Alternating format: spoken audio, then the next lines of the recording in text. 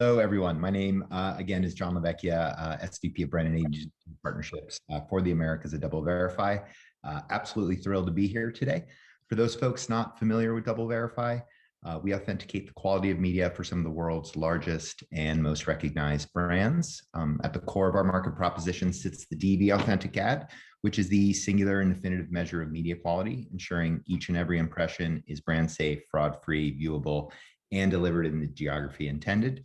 Now, as we look towards the future and continue in our ambition to verify everywhere, and that is every impression, every platform, all media, all markets, we're also extending into new product realms, evolving from our core of media quality and protection into performance solutions via the DV Performance Suite, which now is inclusive of intention measurement signals as well as contextual solutions, all of which are designed to help illuminate new performance signals and help our marketing partners extract full potential out of their digital investments.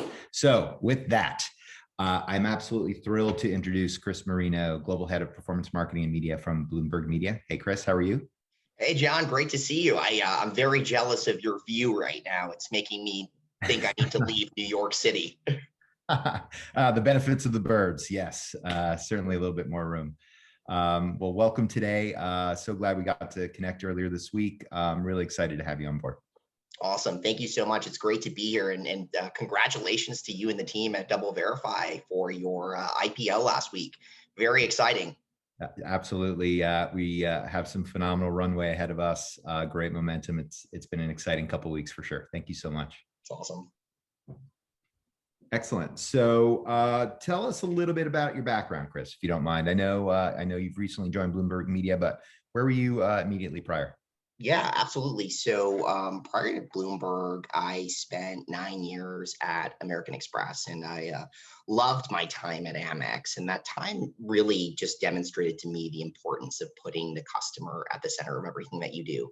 And I had the privilege of leading a number of digital brand and performance marketing initiatives on behalf of the company, really helping to raise awareness for how we are helping small businesses do more business. But also making sure that the small businesses had the right level of working capital to help propel their business to the next level.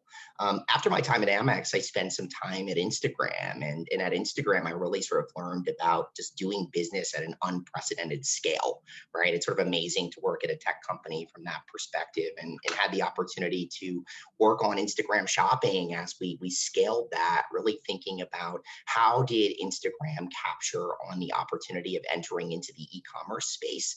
And again, from a business perspective, how do we enable small businesses to be successful as storefronts were no longer a thing, right? Like doing business online digitally was critical. And it was really important for Instagram to enable businesses to show up where their audience was spending their time. And now I'm at Bloomberg. I'm a couple months in and learning the business and really enjoying it thus far. And I'll talk a little bit about, sort of what I'm responsible for as we progress. Yeah, fantastic. So you just touched on two things. First off, at Amex Small Business Saturday, and the launch of that was, it still remains one of my favorite activations to this day. And just to see it kind of live on after 10 plus years at this point is amazing. And I've always loved the potential and the prospects of Instagram's intersection of content and commerce. It is a perfect platform. I think we'll see some similar momentum with TikTok in time. So totally. You're now at Bloomberg Media, right? And you've taken on this new role, a little bit of a kind of an extension from that commerce focus, obviously. So tell me a little bit about kind of the overall scope of your role and that of your broader team. Totally. So I think, what really, for me, what's really important is purpose-driven branding, right? And one of the biggest reasons I joined Bloomberg Media was because it's a really mission-driven company. And the mission is to arm the modern leader with the insights and knowledge that they need to navigate various different dimensions of their lives and the complexities of the world. And for me, news is just more powerful than it's ever been right now. And I wanted to make sure that I was on the right side of sharing information that helped people to make decisions based off of it. In terms of my team sort of sits within the consumer subscriptions business for Bloomberg. And that's really comes in the form of Bloomberg.com. And what's really exciting about joining this company is as as of Q1, we have over 300,000 active subscribers, and we're poised for pretty tremendous sustainable growth.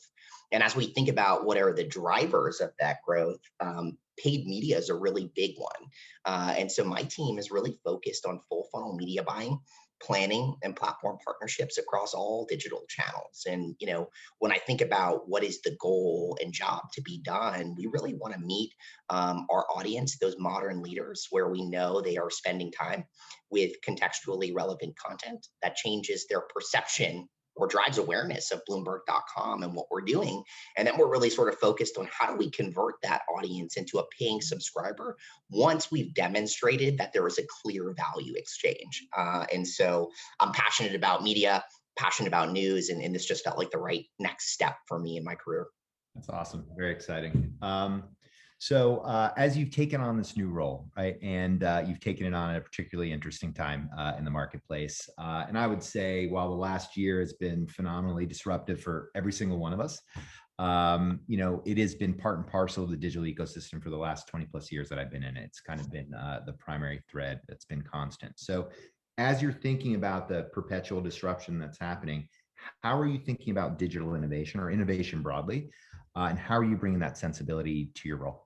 Yeah, it is. It is a crazy time in digital from a privacy and regulatory perspective, and the industry is changing so dramatically. And I think for me, there are really three tenets that I use, but I'll start with, with any good business, right? You have to be constantly reinventing yourself. And I think the digital transformation is sort of just forcing us all to raise the bar in terms of how we're thinking about this constant evolution.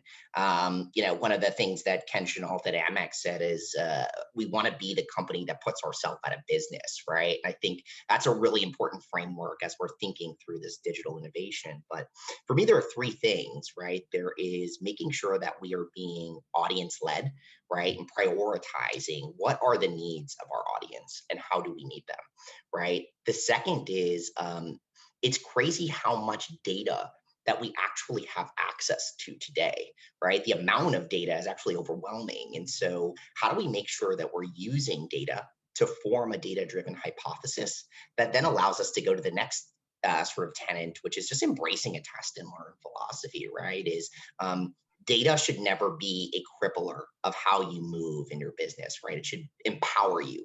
And so formulating a hypothesis, quickly getting that hypothesis to market and validating and then scaling is critically important.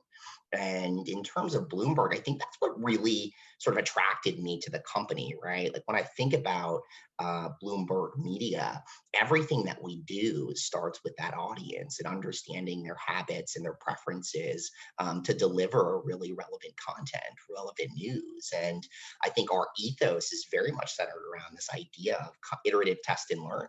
So how do we validate our insights in a lab or on our website? And how do we consistently test and learn, right? And I think understanding that data very quickly and making decisions is really core to everything that we do. And it's sort of exciting, right? It's exciting and nerve-wracking at the same time. And so I'm excited about the change. I think it's just forcing us all to sort of raise the bar and acknowledge that you can't know everything, right? You can try.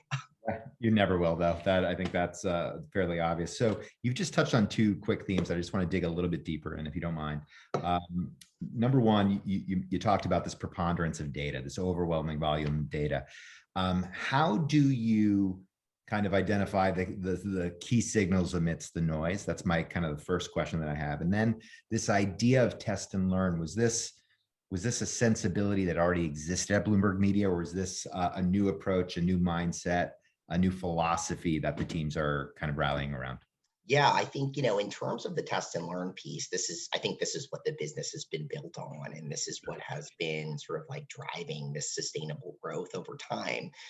In terms of audiences, I think it's just pushing us to make sure that we're doing like constantly learning from a qualitative and quantitative perspective in terms of research, right? And using different platforms for different strengths to sort of garner those customer insights that then informs how we think from a newsroom perspective, right? It's really this idea of constant data sharing. And so I wouldn't say that I've necessarily brought a new way of thinking to Bloomberg.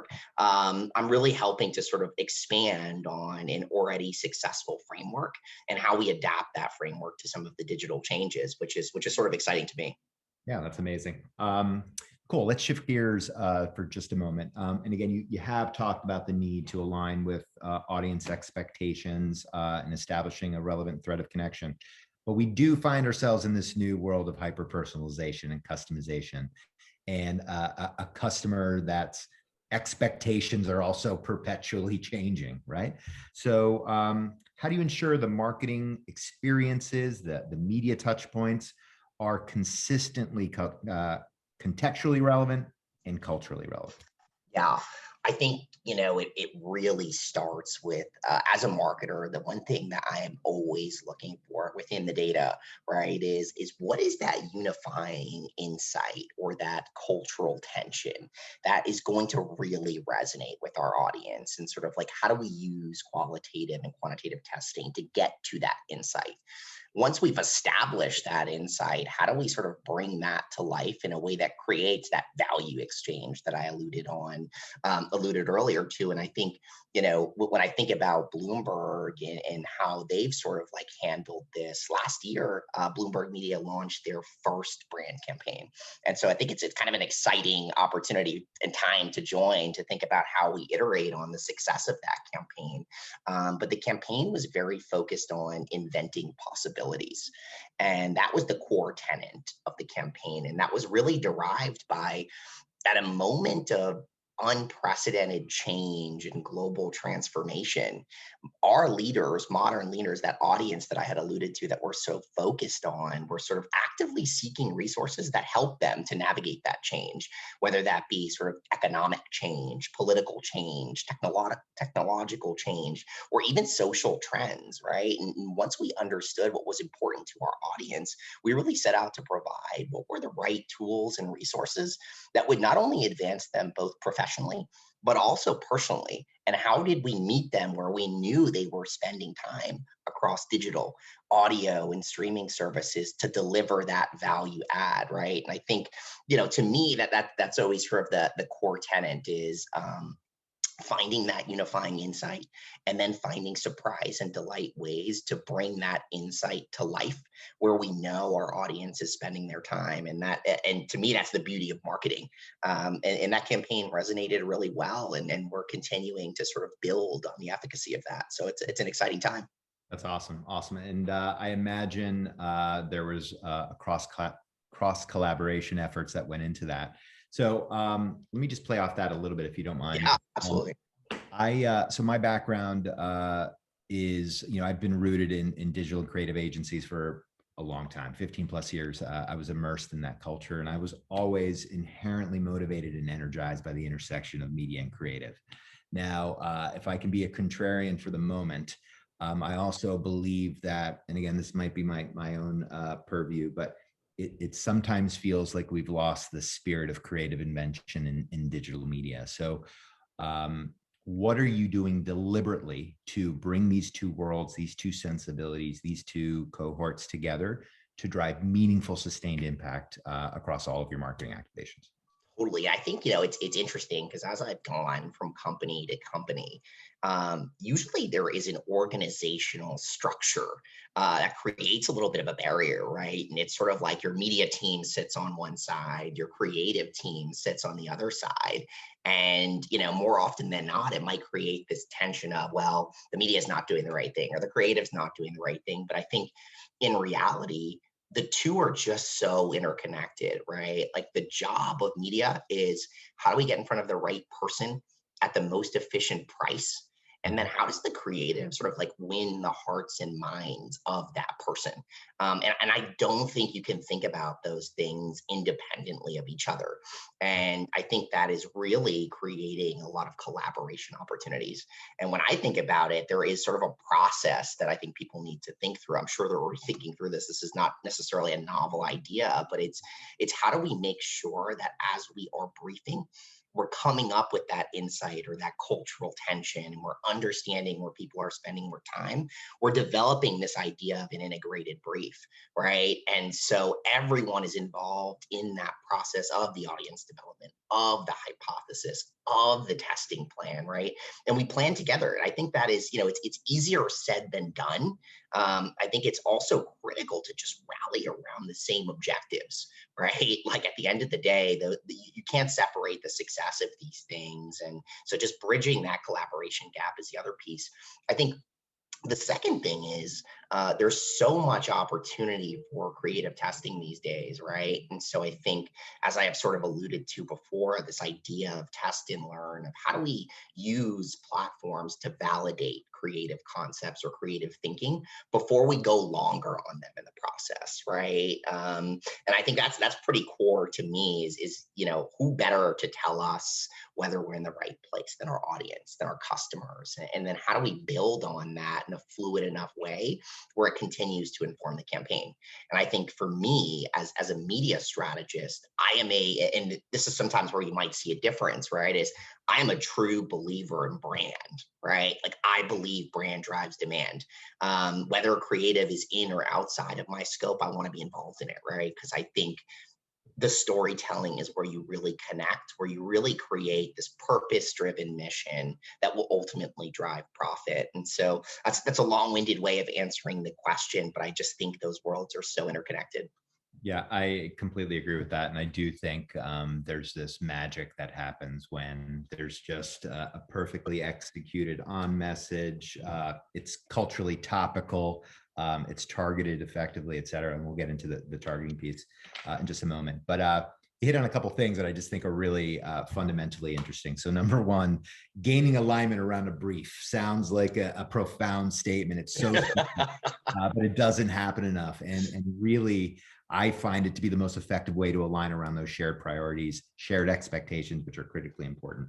But if I can just dig a little bit into, as you're evaluating creative impact and efficacy, as you heard me in our tee up, we're moving into at least a portion of our product proposition into attention measurement. And I'm curious, as we're navigating into new environments and new worlds, what are some of the metrics that fall into that realm? Are you ingesting, optimizing against, just using as an insight driver?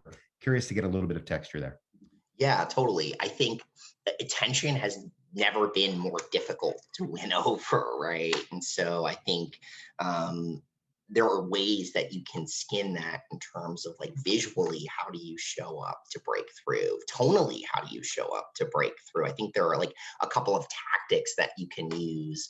Messaging wise, right? Are you delivering something that's on brand but unexpected, and that creates that sort of value exchange? And then in terms of the actual metrics, right? I think what I'm really focused on is how do we break through in feed or in platform to drive people's attention, whether that come in the form of sort of like video views, right? Things along those lines of how do we get someone to engage with the content that we've actually shared. But what I'm more focused on is how do we get someone to actually continue that journey in a really meaningful way outside of the ecosystem where they're spending their time, right? And so I think these vanity metrics are important and they're helpful diagnostics, but what's more important is how do you start a conversation with your audience in a way that is authentic to your brand? And then how do you get them to your own website where you can continue that journey in a really authentic way? And I think for me, that means placing a little bit less emphasis on some of those in-platform vanity metrics and much more on getting incremental people to come to our website so we can deliver those surprise and delight experiences. No, that's exactly right. And again, they are measures of engagement, right? They are measures of efficacy, but they're certainly inputs into a broader narrative. let me shift gears if you don't mind. Just a touch, playing off the data and tech piece. Obviously, Bloomberg Media sits very squarely at the intersection of data and tech. You've touched on the audience that you're trying to energize and secure, and you've talked about a lot of different ways that cultural sensibility has been expressed throughout the org. So how are you creating a culture of data agility and decisioning, right? Because we keep alluding to this ongoing disruption in the marketplace. Change is inevitable. It's perpetual. It's constant. So how do you create a model that allows you to move fast, right? Yeah. And in as informed a way as possible. Yeah, totally. It's a great question, and it is really core at the core of everything that my team does. And so, one of the first things, and I'll make this one more specific to paid. But as you think about paid, one of the biggest questions or challenges that you really start with in coming into a new role or just thinking about optimization is like, what is the right level of investment or spend, right, per platform per day? If you don't have rigor around that, or you don't create a culture that incentivizes that, you've got a challenge. And so one of the first things that I really like to think about is this idea of stepwise testing, right? And it's really sort of leveraging yield curves to understand on a daily basis, at what point would your investment reach diminishing returns, right? And like, how much flexibility do you actually have within the platform on any given day? Because a lot of times in media, you'll either be asked to take on more, a lot more, with a high expectations, or you'll be asked to cut, right? And so understanding sort of across all the platforms that you're investing in, where are those opportunities is absolutely critical.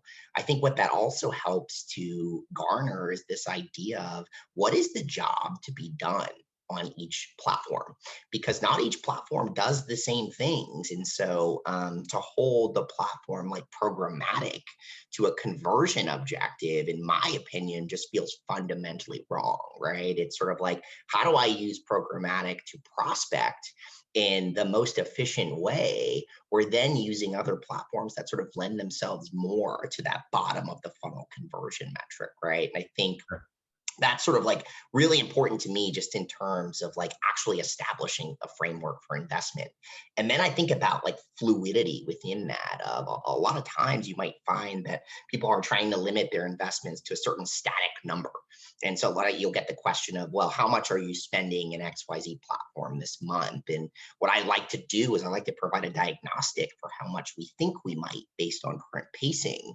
But you don't want to limit yourself to a static investment, because this idea of fluid investment optimization is so important. And so the more fluidity that you give each platform on a daily basis to optimize against your core objectives, the more profitable you're ultimately going to be as a business. And the last thing I'll add around here is sort of like, I am a big, I talked about this a little bit before, but I'm a big believer in this notion of brand driving demand, right? And I think in many cases, if you look at things on sort of like a sheer CPA conversion basis, you're not going to focus on certain tactics that you think are going to drive meaningful growth in the future, right? Non-branded search, right? Prospecting, all of this sort of stuff. To me, that's just a core tenet of the business. And so thinking about how do you invest across the funnel in the most efficient way as possible, so you can drive that demand, grow your audience in an incremental way, and then now that you know them, really customize that experience for them a little bit more. So those are some of my thoughts on sort of like the data-driven culture. And I think what I found from a team perspective is the team loves that, right? Like they want that. And I think the one thing that we try to not do is cripple ourselves with the data and not allow ourselves to have intuition, because sometimes data suggests that you should do certain things that just feel fundamentally wrong. And so I think it's balancing sort of like that intuition with the data-driven rigor that allows you to formulate a hypothesis. Yeah, I've always grown up under the mindset of rigor and magic, right? There's science rooted in what we do, but instinct, right? And understanding what resonates with a broad swath of audiences is really what makes media planning what it should be, frankly. Oh, You touched on something that I just think is interesting. We don't have to spend too much time on it, but this idea of fluid investments is, I think, fundamental today, right? You need to have that level of flexibility to drive impact. And I love this idea as well, to, taking a step back and looking at this shift in customer expectations, in customer behaviors for this, the last 12 plus months. We obviously saw a massive uptick. TikTok, experience exceptional. Connected TV, another platform at a macro level, ridiculous growth. So it's this idea of multisensory measurement and engagement that I also think is really important and probably plays a role, I would imagine, in your world as well. Absolutely. Absolutely. I think it's, and going back to that creative piece, right? And the importance of collaboration. I think, as I think about the job to be done for each platform, the creative really lends itself to fundamentally different things depending on which platform that you're investing in, and finding ways to make sure that you are native and bespoke to that respective platform is so important. And I think it's actually harder to do than people think, right? I think as a performance marketer or anyone who's in digital today, every week I feel like there's a new technology or new feature that is launched, right? It's really difficult to keep up with that, right? But you have to, because from an audience perspective, that is the expectation. And that's where we're constantly pushing ourselves. Absolutely. And I imagine your teams are multi-generational as well. So they're bringing in their first party views of Absolutely. which is huge, again, within the media and creative space. So obviously can't have a conversation related to performance if I don't talk about our new and perpetually changing regulatory environment. Obviously, GDPR and CCPA have created, appropriate tension in the marketplace, and with the appropriate level of standardization and rigor. And now that we're fast moving towards this cookieless world, how are you, Bloomberg Media, looking at the future? How are you preparing for the future? Where do you see green shoot opportunities ahead? Yeah, and I think it's such an interesting dynamic, right? And I'll share like my personal view, but as a customer, right, like I love this notion of personalization.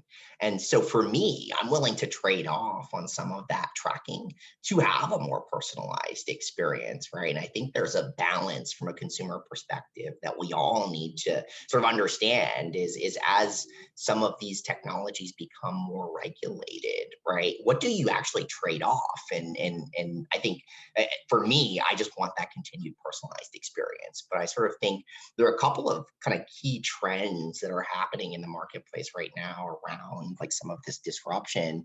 The first is we have been tremendously reliant on cookies, right? And we have relied on things like platform managed user identification. So things like pixels, tags, SDKs, right? We're moving into a world where PII based brand owned user identification is actually becoming critically important, right? So knowing your audience, collecting that first party data, and making sure you can deliver on the value exchange. The second piece is historically, we've had thousands of second and third party audience segments available across all websites, whether that sort of be intent or affinity audiences using Oracle. But now moving forward, you're going to have much more fragmented, less precise audience segmentation. The last shift that I would sort of say is historically we've relied on this cross-platform, view-based multi-touch attribution, so patching things together. And in the future, we're really moving forward towards this sort of like browser platform-controlled, anonymized measurement. And in my mind, that's leading to this idea of a new measurement playbook. And I think there are kind of 5 tenets across that measurement playbook. The first is just aggregated, right? And so how do you set up a model that where your marketing isn't necessarily entirely dependent on user level tracking or IDs? Like number one. Number two is thinking about sort of like how are we complementary and compatible with platform automation and technology? The third is thinking about a layered approach, right? So there is no one size fits all solution. The fourth is incrementality, and I think this is going to be so important, is making sure that everything you do is directly tied to core business outcomes. And the last is flexibility. So just thinking about different customer journeys and the roles that they play and the right KPIs for those. And I think that's a really important one, and it's one I alluded to earlier, just around the right metrics for each stage of the funnel. And so that's how I'm thinking about things. And I think the most important thing right now is to try and break down the problems, have a hypothesis around how you solve. And I think really use this year as a big opportunity to test and learn and understand, what does this mean for the efficacy of your program? And that's sort of what I would say about that. Yeah, that's awesome. And I love the idea of kind of embracing this kind of layering view, right? That there's not a one size fits all. There are a lot of inputs into measuring efficacy and impact, and it sounds like you have a very sophisticated approach there, which is fantastic to see. We're running out of time. I just want to kind of land on our final question here. So I'll leave this one broad and open-ended for you. Yeah. Again, very exciting year. DoubleVerify has some exciting propositions as we're looking forward. What are you excited for as you look towards the remainder of this year, heading into 2022? We're almost halfway through this year, which is insane to think about. And what are you terrified? It's funny, I think the things that I'm most excited and most terrified by are the same, quite frankly. Like the scale of digital transformation is just so rapid. And I think there has never been a time where there are so many unknowns. For me as a marketer, that's really exciting, because I feel like it's pushing me outside of my comfort zone. It's allowing me to be more vulnerable and be really clear about what are the things that I don't know and how do I close those gaps, right? There is, marketing and technology are coming together in a way where they never have before. And I just think that's a fascinating notion. And what that actually means is embracing a fundamentally different skill set, for not only myself, but for the people that we bring on to the team. And I think that's super exciting, because I genuinely feel like each day I am learning something new. I am learning something different. And I'm using platforms like Brand Innovators, right? Where you've got a 3-day media buying summit. You've got some incredibly thoughtful people in the industry who are all facing similar challenges. How do we use these forums to come together and learn from each other? So I'm super excited about that. I'm also concerned about that, right? Is I like to, have a very clear way of doing things and knowing the answers. And I think you can never know everything, as we all know. But using this opportunity to sort of challenge yourself, to just be better every day. So it's exciting, it's scary, but I think that is business at the end of the day. Totally. And I love that idea of this openness to vulnerability. I think we are all engineered to think, I shouldn't say that. I think we're all open to learning, don't get me wrong, but we're maybe inclined to think we know the answer. But having a level of honesty and transparency with yourself is huge. And this idea of bringing multiple perspectives into the equation, I think, is vital, right? And especially, as I mentioned earlier, the need to kind of develop these multi-generational teams that are bringing different points of view, different life experiences to the table, are hugely valuable to the team. So we have a question. Oh, sorry. Were you going to say something?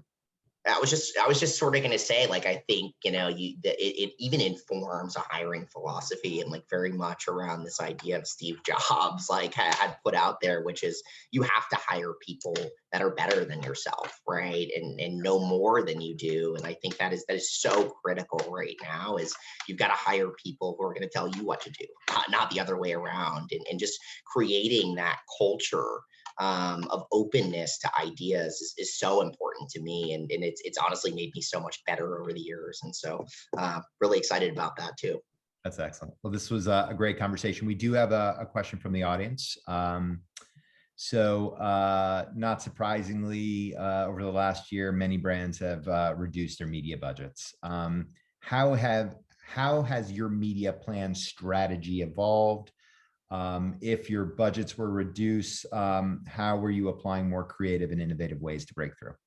Yeah, and I won't talk about sort of like our media budget and where that is, but what I will say, going back to the idea I sort of shared earlier, is this is where that rigorous stepwise testing is so important, because if you are able to connect, and this is a big opportunity in media, right? As you can look at media as a media buying platform, and you can use the vanity metrics, or you can tie it directly to the business. And so there is a conversion element to that. There's a traffic element to that, and how you're able to paint the picture of your business and the role that media plays in driving that business is so critically important.